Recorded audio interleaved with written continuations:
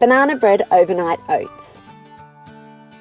Grab a bowl and add your oats, mashed banana, yogurt, milk, flax seeds if using, vanilla, and a tablespoon of honey. Stir to combine. Cover with plastic wrap and place in the fridge overnight to soak. Spray a baking tray with oil and arrange bananas on top, cut side up. Drizzle with honey.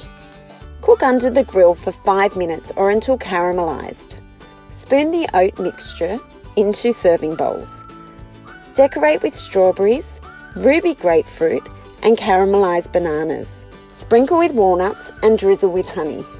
Make these creamy and delicious banana bread overnight oats and wake up to a great brekkie.